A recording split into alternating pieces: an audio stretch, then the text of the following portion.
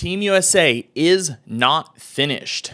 Welcome back to Vital MX. I'm your host, Michael Lindsay, and this breaking news is brought to you by our friends at Yoshimura R&D of America. Check them out at yoshimura-rd.com.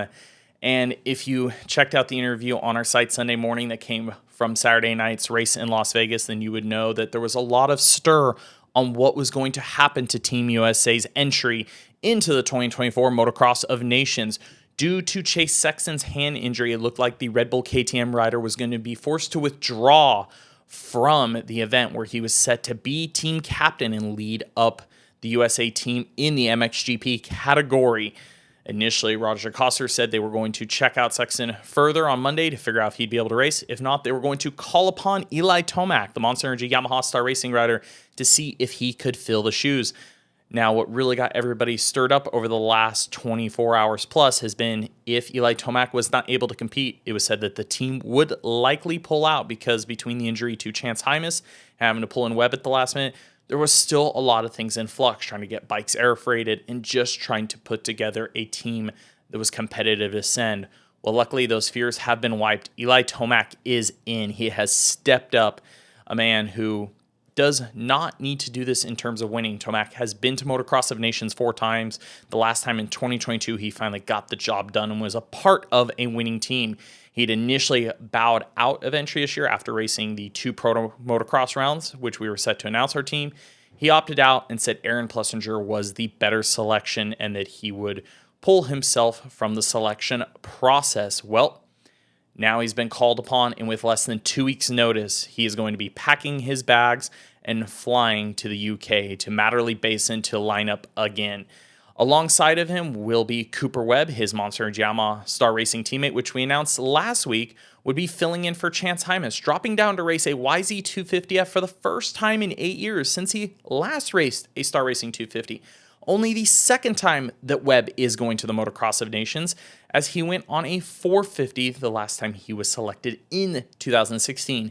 Aaron Plessinger, I believe, is going for his 3rd time. Webb and Plessinger definitely fall in the category of 2 people that have something to prove, that have to right the wrongs. They have both been in years where the team has not won, so they have something they want to prove at this event. They have redemption on their plate. Tomac does not. After 3 attempts going where Tomac and his actual team at Motocross Nations as a whole was not able to put together a win, he was finally able to in his 4th attempt in 2022.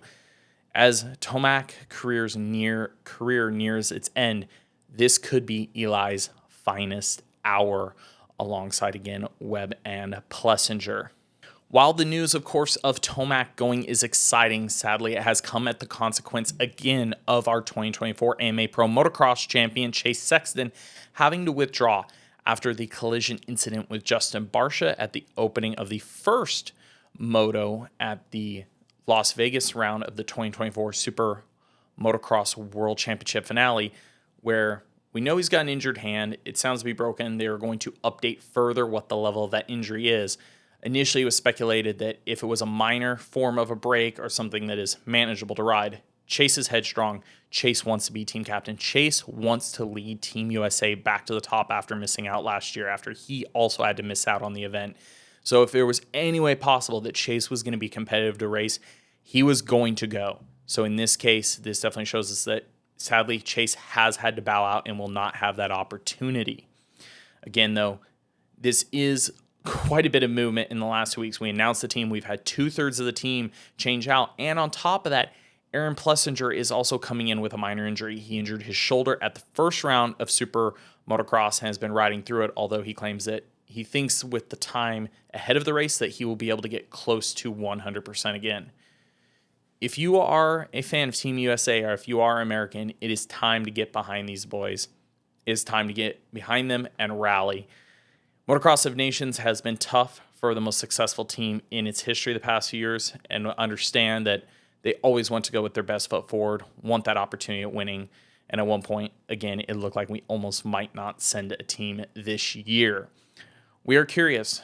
What are your thoughts on this lineup? What do you think these guys can do at the race? Throw it in the comments section below.